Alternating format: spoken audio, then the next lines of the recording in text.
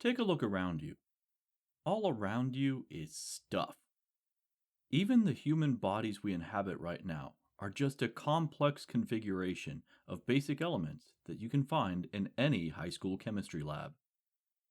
What you are seeing is only a part of a much larger whole, a much bigger picture that includes existential truths to which our five mundane senses just cannot connect. Reality is not purely created of physical, tangible stuff. It's deeper than that, and, much like onions and ogres, it exists in layers. So many of us go our entire lives living a half lie, missing out on the hidden truths of our existence. Understand, though, that this isn't even the tip of the iceberg. Wonderland is only the first stop down the rabbit hole. I'm your host, Jason, and you're listening to the Esoteric Book Club.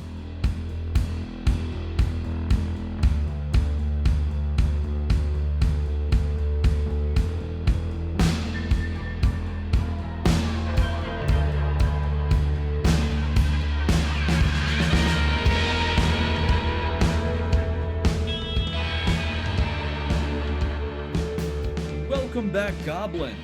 Tonight we are taking a look at Blackfeather Mystery School, The Magpie Training, by Irene Glass and Kane Dreamwalker.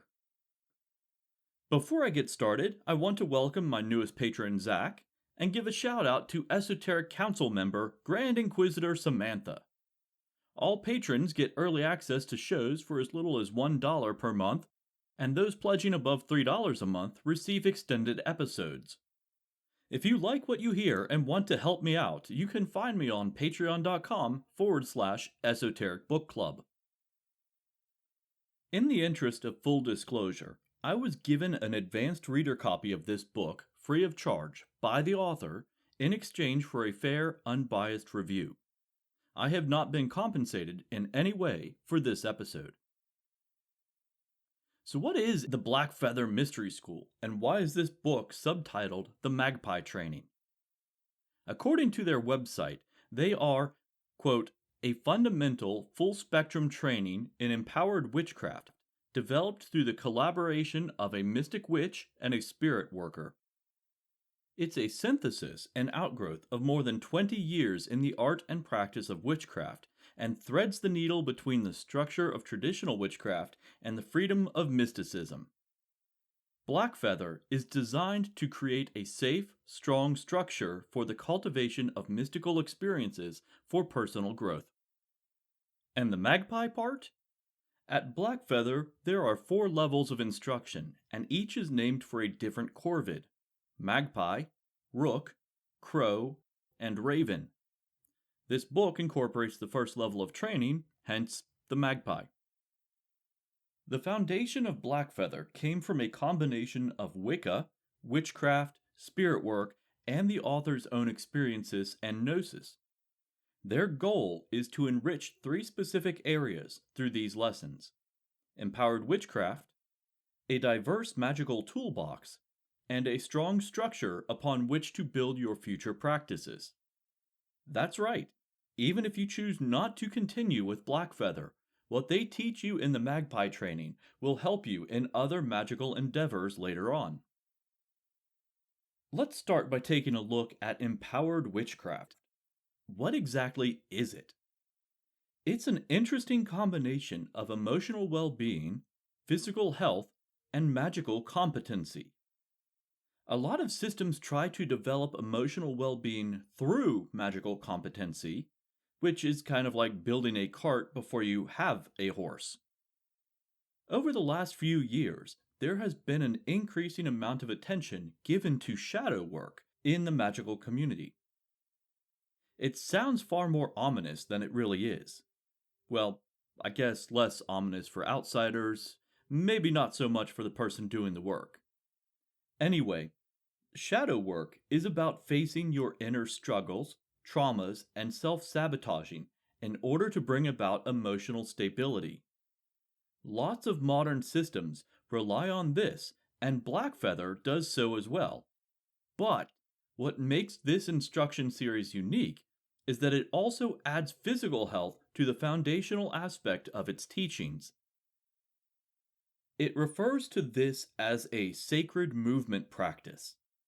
Yeah, it sounds like a fancy word for exercise, but it reframes it as a devotional action. What makes it different? Your intent. Quote, your sacred movement practice is one of the most powerful and fundamentally altering things that you can do for yourself. You're ritualizing your physical well being. In the triangle of mind, body, and spirit, the physical body is often overlooked, which weakens the other two since they have to work a bit harder to compensate.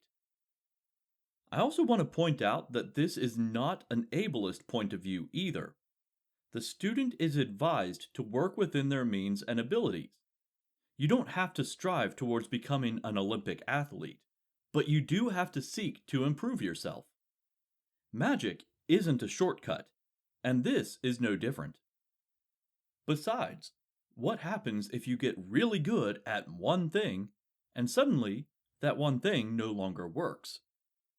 You have to have the means and ability to adapt, which leads us to the next part of the Blackfeather Triad, a diverse magical toolbox. As described in the text, by introducing the techniques of spirit work, sometimes referred to as second wave shamanism, in conjunction with the techniques of witchcraft, a more balanced approach to the world of spirit is possible. The two systems work beautifully together and enable access to a wide variety of tools to support your practice. What's included in this toolbox anyway? We've already talked about the tools for inner healing, which, in all honesty, is a humongous help to anyone who seeks out this type of spirituality. This book also encompasses energy work, divination, meditation, how to identify different types of spirits and how to work with them, basic spell work, protection, and in the final chapters, astral journeying and shapeshifting. Wow, that's a lot for an introductory book. But you know what?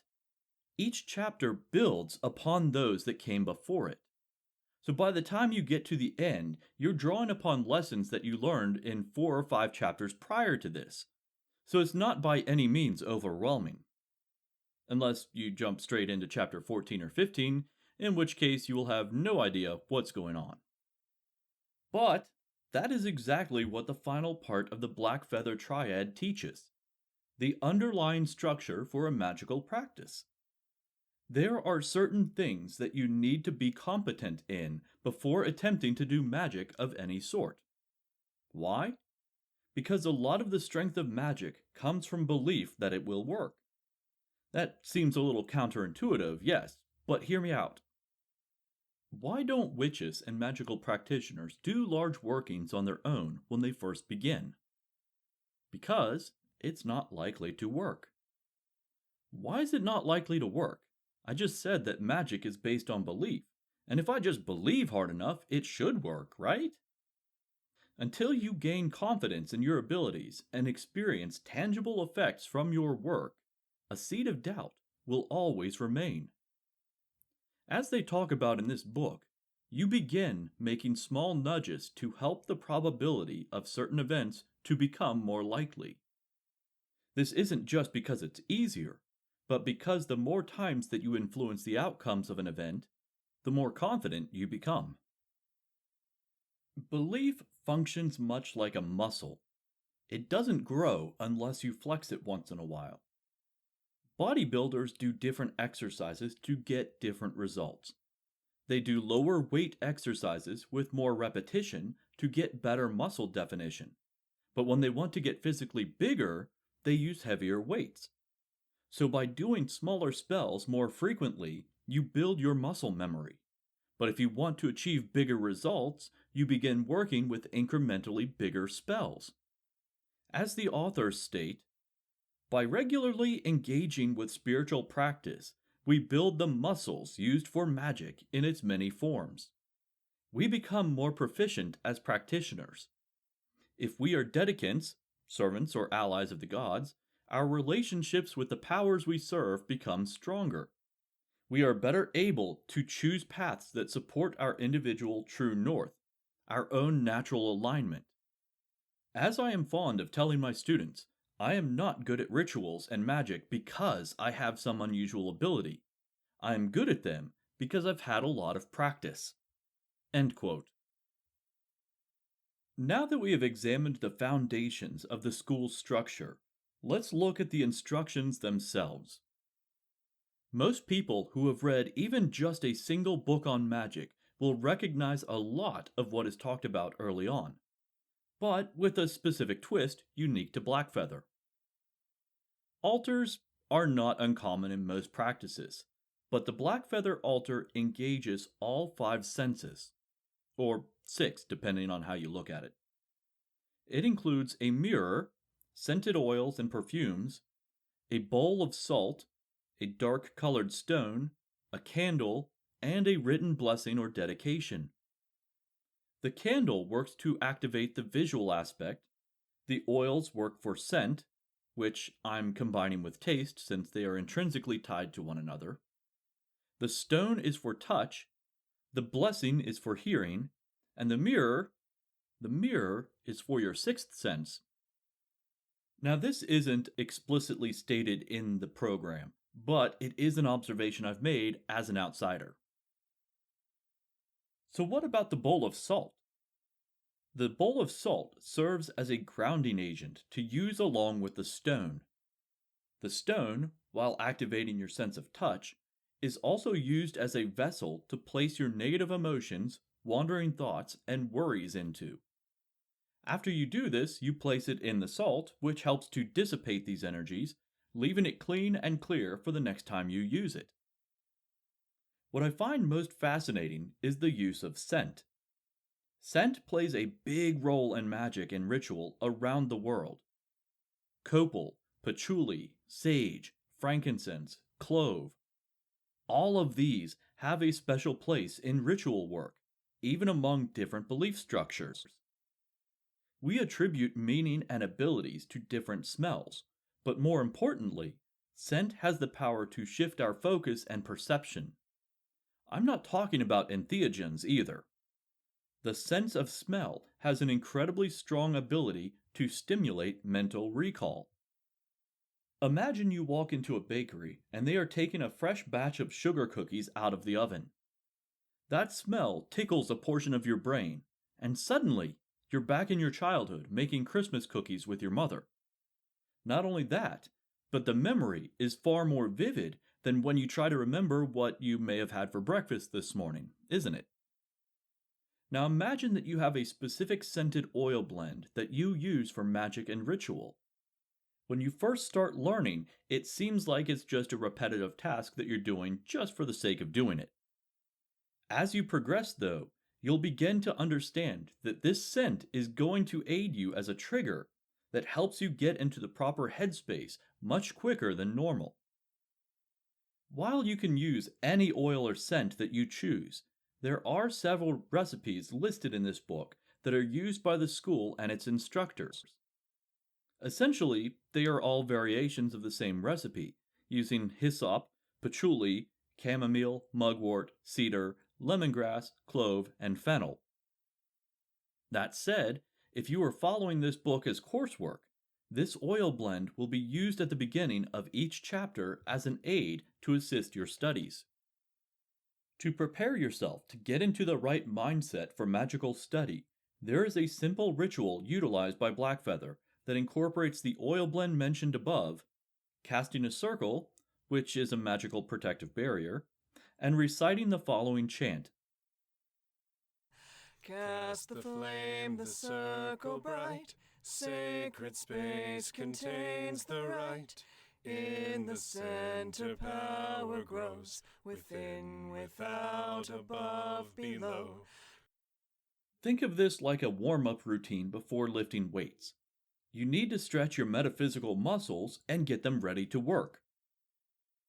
Following this is a brief moment of meditation and visualization, and a recitation of the Blackfeather Statement of Purpose. We gather to learn, to heal, to grow. We gather to honor, to worship, to rise. We gather to defend, protect, to empower. We gather to answer the call. Black feathers, green hearts. So may it be. You probably noticed some repetition in there, didn't you? 3 sets of 3? That's going to be a key element in a lot of this work, and it's something we also heard about in Season 2, Episode 11, 6 Ways. The repetition of groups of 3 is another semi-universal aspect in the human experience. Maybe it's because our brains are wired to remember things in groups of 3? Who knows? All I know is that you will see it pop up as a sacred number, along with factors of 3, pretty frequently, regardless of what belief system or practice you follow. The closing recitation is essentially the same, but instead of saying, "we gather," it changes to, "we go forth," signifying that these principles are to be utilized in your everyday life. With the basics covered, it's time to move on to the more in-depth lessons. First up is the chapter on energy work, which may be the longest chapter in the book. You can tell that this is coursework that has been taught quite a bit by the authors, because there are sections that answer questions that you don't normally see in other magical texts. For example, what does energy look or feel like in the wild? Meaning, how can you recognize energy, which it's largely invisible, when you are out and about in your everyday life? What is the difference between harmonious and discordant energies? I really like this description as opposed to the overly simplistic good and bad energies. This doesn't anthropomorphize something that is otherwise amoral. Energy doesn't know right and wrong. It simply exists. Can energy influence us? The responses to this question are broken into 2 sections. The first is a general description of influential energy, and then a whole section on consciously directed influential energy. What's really interesting, since we are technically still in the section on encountering energy in the wild, is how we see societal energy manifestation through cultural zeitgeist. Zeitgeist is defined as the spirit or mood of a particular period of history as shown by the ideas and beliefs of the time. The example used in the book are the civil rights movement, the women's suffrage movement, or on a smaller scale, inter-office politics. Moving beyond the basics, there are further detailed descriptions of chakras, the way that energy naturally flows through the body, blockages, and how to use meditation to work with and direct energy flow. Again, this book does something unique, rather than just regurgitate the same information on chakras like you find in other books. They talk about different methods to build and raise energy. The very first method listed is chanting. By working together in a steady rhythm, a group of people can build energy very quickly. Singing is similar to this, but as they say in the book, the one caveat here is that singing can be uncomfortable for people who do not like to sing or who feel insecure about their voices. Despite the fact that I am releasing this to you in an audio format, I'm actually included in this group. You will almost never catch me singing, unless it's Happy Birthday, and that is only due to cultural and societal pressures for me to participate. Another technique to build energy is through dance. We see this all over the world throughout all time. I won't bother listing examples since you probably already have several that immediately came to mind. Dance allows you to focus your mind on your goal while using movement to build energy. This doesn't require synchronized movement, or really, even to get out of your chair. They give a very basic example in this book called the cross-body reach. Basically, you take one arm, extend it across your body past the opposite shoulder, and then draw it back to your side. Then you alternate hands back and forth. For a lot of people, the movement of their hands is a very tactile thing and gives them a better sense of harnessing and directing energy, despite the fact that you can't manually pick it up and move it. Finally, there's a way to build energy while remaining perfectly still. Breathing exercises. This one will take some practice and more specialized instruction, but it is listed here as a technique if students would like to look into it more. When I read this part, I immediately thought of Wim Hof, who has a series of techniques called, it's called the Wim Hof method. Essentially, he combines breathing exercises and cold therapy to build energy, which is used for health benefits as well as feats of endurance. This guy is pretty nuts. He holds world records for running a half marathon barefoot through the snow, climbing part of Everest while wearing nothing but shorts and footwear, and the staggering feat of climbing one of the 3 peaks of Mount Kilimanjaro in only 28 hours. I can't think of a better example of the energy that can be generated just through practiced breathing exercises. There's more than just solo work in here, though. There are directions for paired and group exercises that help you practice. In fact, that is a recurring theme throughout this book. Ideally, these techniques would be taught in a group setting, with the book being used as a textbook. The authors acknowledge that not everyone will have this opportunity, hence the solo exercises. It's a nice balance, since the solo exercises can be practiced outside of a group setting, allowing you to advance without relying on assistance of others. Moving on from vigorous activity that builds energy, we turn inward to meditation. All things must balance, right? There are quite a few chapters on meditation, so I'm going to skip around and focus on the parts that I appreciate the most. First is something that really adds to the content of this multimedia experience. That's right. While this is a text, there are also audio recordings that you can stream online from SoundCloud. Included in these recordings are fully guided meditations. If you aren't capable of streaming them, they are written out in text form in the book, so you can record yourself reading them and play back the recording if necessary. One particular meditation stood out to me because it stimulates both parts of your brain by asking you to visualize numbers, but those numbers are each a different color. It seems odd, doesn't it? But just try the first few of them here. Picture the number 11 being orange.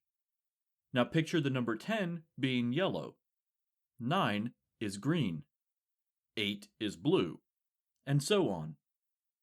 It's not the easiest thing to do, and if you're anything like me, you can feel your thoughts warping a bit as they try to make the visualization congeal in your mind's eye. That's a pretty good metaphor for a lot of this instruction. You're retraining your brain in a new way to look at the world. Most of us have grown up with a very materialistic worldview. This isn't anyone's fault, it's just the way that society has formed. There is the world of man, living in cities and communities, and then there is this howling wild, bereft of civilization. This is an illusion, though. We're not really living outside the wild. It's all around us. We're living in it. We've just managed to reduce the amount of it that we encounter on a daily basis. Despite this, spirits are everywhere. We talked about this to some degree in Season 1, Episode 4, Urban Magic. Similar topics are broached in the Blackfeather Mystery School, but it teaches you how to contact and work with these spirits directly. One of the more advanced lessons teaches you how to make contact with the genius loci, or the spirit of place. This one is a little harder to explain, but think of it like this. Smaller individual spirits are like the microorganisms in your body, while the genius Loki is, well, you. It's the micro and macro scale of the spirit world. While it's not touched upon, it is likely that it just keeps scaling upwards. You could start with a spirit in the tree in your backyard, then move up to the community level, the regional level, and eventually up to the continental level. Although I'm not sure we would be able to get the attention of the spirit of a continent, let alone be able to comprehend its words.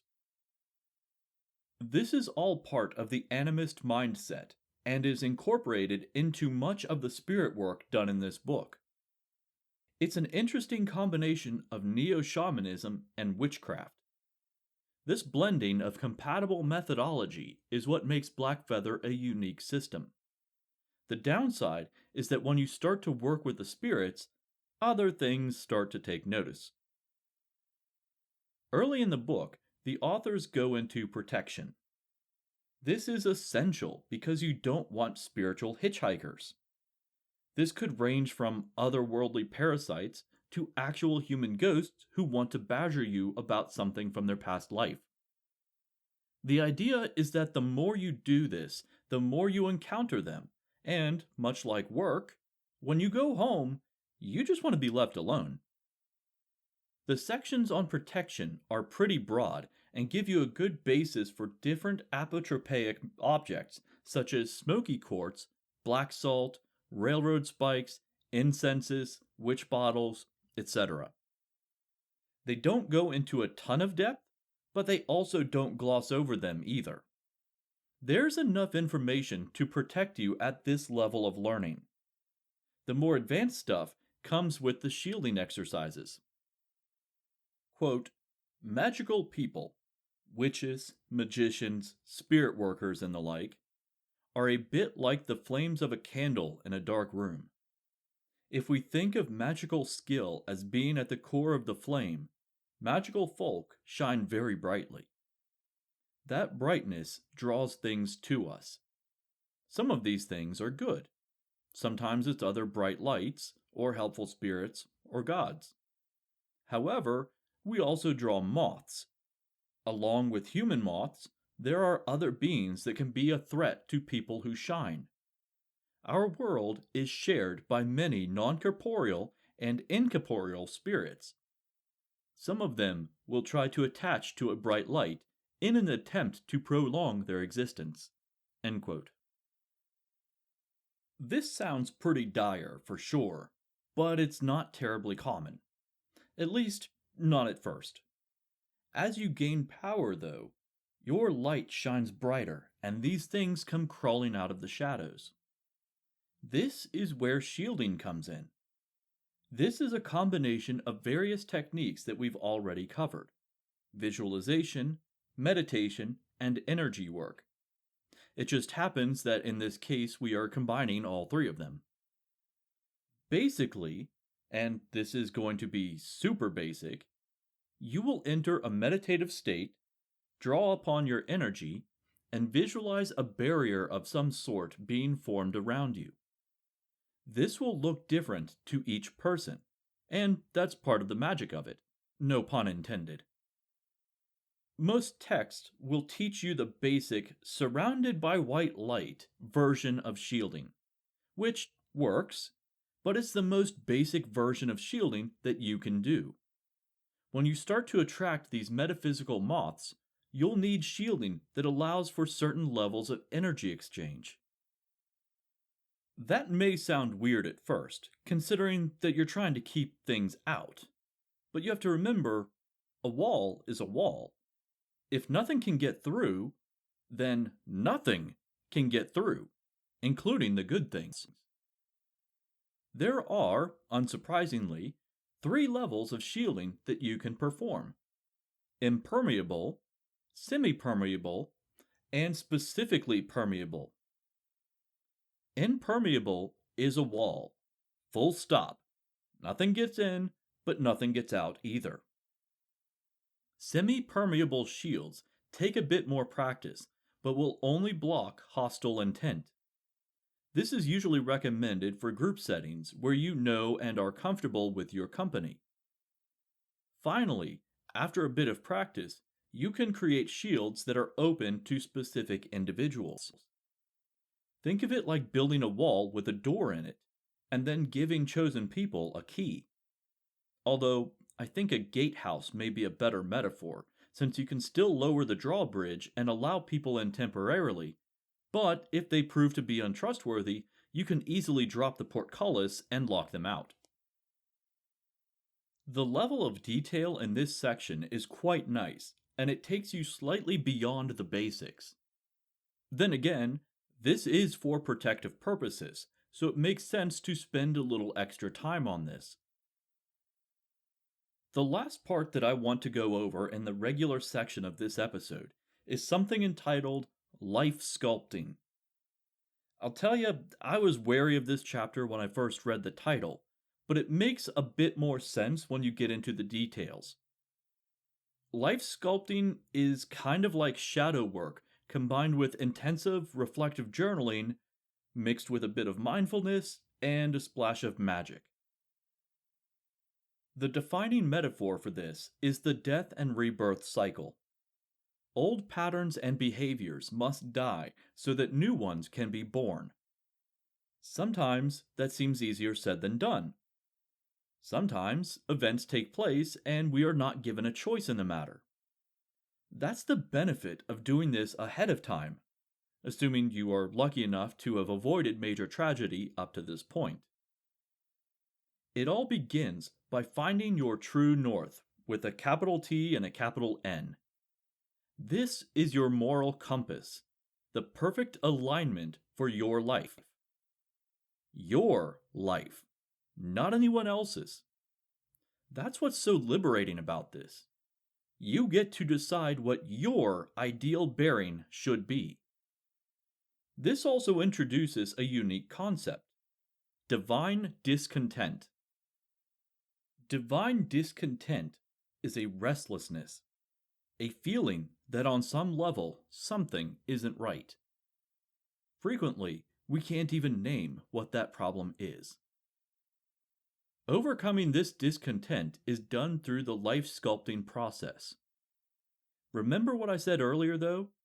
There are two ways that this happens. Self-initiated, in which you are in conscious control, and invasive, where an event forces a change upon you. As described in the book, quote, invasive life sculpting is more challenging. It occurs when a sudden catastrophe appears in your life with no warning. This can be the abrupt death of someone close, the loss of a job, or a breakup that you didn't see coming. There's an additional burden of shock, as well as less time to prepare. During invasive life sculpting, you find yourself starting in the middle of the transformation. Man, if anyone has had this happen to them, they know exactly how true those words are. Now, there's not really any direction for this type of life sculpting because you'll be in survival mode. It's not exactly easy to find your true north when you are worried about being able to afford food or finding a place to live. Instead, begin the work before this happens to you so that you have some idea of which direction to turn. If you are fortunate, you can do this work progressively over time without tragedy forcing it upon you. This is going to require a good bit of reflection and journaling, so be ready and find a good notebook. Blackfeather breaks this up into sections based on the elements. This format actually works pretty well because it segments the entirety of life into manageable quadrants with set themes. In the Earth section, you will consider your foundation, the home. What type of lifestyle fits you the best? What do you find comfort in? Where do you find comfort? I'm sure just listening to this, you're already looking around, considering whether or not you are where you want to be. In the air section, we reflect upon our mind. What type of work stimulates your mind? Or conversely, What type of work brings you peace? Are you introverted or extroverted? Do you recover through isolation or through socializing? What are your hobbies, and when was the last time that you were able to indulge in them? That last one probably hits home with a lot of us. The element of fire is a bit more nebulous. How do we want to burn our fuel? In this case, our fuel is time. Are you spending too much time just trying to get by? Where do your passions lay? Are they being fulfilled? Do you set boundaries with your time, or do you allow your candle to be burnt at both ends? These are scary thoughts to confront. Water is about our physical bodies. No one, and I mean no one, is happy with how they look. So instead, we are asked to reflect on how we would like to feel within our bodies. What would you like to be able to do? Would you like a better diet?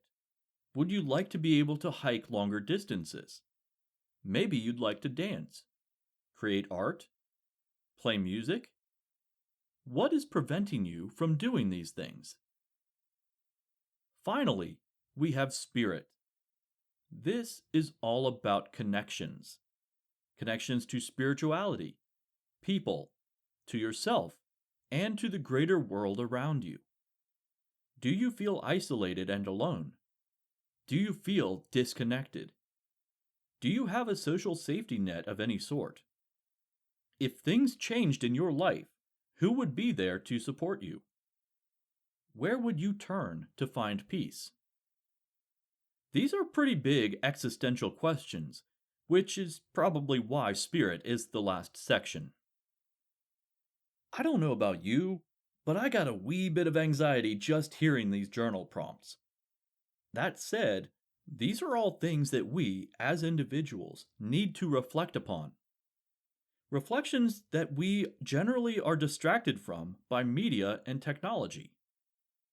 Looking back over your notes, what is preventing you from making these changes in your life? I'm going to guess that it comes down to two things: time and money. Now, I can't advise you on your finances, that's for sure. But I can tell you one thing. You can always make more money. But time is finite. So what did I think about this book? First, I have to acknowledge that this is the advanced reader copy and not necessarily what is going to be in the final product. Hopefully, the content doesn't change much, because I thought this was all pretty good. At times, it seemed to jump around between lessons, but certain things had to be taught in order to advance the larger lesson. By the second half of the book, you're utilizing most of the basics that you learned in the first half. The lessons themselves are clearly written and are a good blend of narrative and instructional. Metaphors are kept to a minimum, with one notable exception. In Chapter 12, there was an extended computer metaphor, and while I was able to follow it, it made the chapter a bit clunky. One of my favorite aspects of this book is the inclusion of digital recordings that can be freely accessed by anyone who wants to use them. That said, they are currently only available for live stream. I would like it if they were available for download, even if I were charged 99 cents a piece for them. I don't always have a reliable connection, and yes, the scripts are available in the book, but reading a guided meditation to yourself is a bit awkward. After talking to the author, they are looking to change this so that there is a download option on SoundCloud. I also hope that there is a table of contents in the final book. I understand why there isn't one in the draft copy, and there are even sections that say, quote, "Please refer to page blank," showing that these are placeholders for the final draft. That said, I would really like to be able to locate a specific section by topic. The final criticism I have is that the book references other titles and authors, but there really is no bibliography. It would be great if I could flip to the back of the book and get all the necessary details to order supplemental texts. If they're good enough to be referenced, they're probably worth reading. Not only that, it would be nice to have a further reading list on related subjects and books that have been vetted by the authors. If you are reading the Magpie training as coursework, it would be nice to know what else is compatible with its lessons. Overall, I felt that this book was informative and provides a good framework for, well, in places just for life in general, let alone a magical life. My nitpicking was mostly because I had a hard time finding things about this book that I didn't like. I wrote a ton of notes in the margins and scribbled down book titles and authors whose works reflected the course material so I could go back and cross-reference it later. If you can't tell, I do recommend this book to anyone who wants to get into the basics of spell work, spirit work, or even just pagan spirituality in general. Hell, the journaling and meditation exercises would be beneficial for anyone to do them. So keep an eye out for The Blackfeather Mystery School, The Magpie Training, by Irene Glass and Kane Dreamwalker. The scheduled release date is May 4th, but pre-sale orders are not yet open. I'll post a link to the publisher's website so you can keep checking back. I'll also post links to the SoundCloud files so you can listen to some of the guided meditations found within this book. The Esoteric Book Club can be found on Facebook, Instagram, Patreon, and at esotericbookclub.org. If you want to get in touch with me, you can reach out on any of those platforms or by email at jason@esotericbookclub.org. Intro and outro music is courtesy of Sarah Rudy and her band Hello June. Their music can be found on bandcamp.com and at wearehellojune.com. As Season 2 draws to a conclusion, I wanted to give you a heads up that I'll be taking a 1-month break after releasing Episode 13 of the book club and the news briefs. This will give me a chance to take a breather, prepare for some conventions, and to read a normal book for once. Who am I kidding? I'll probably just end up reading ahead for Season 3. And, if the world continues to become stranger, I'll likely release a quick news episode for patrons. That said, this is all still a month away. So until next time, remember, stay weird.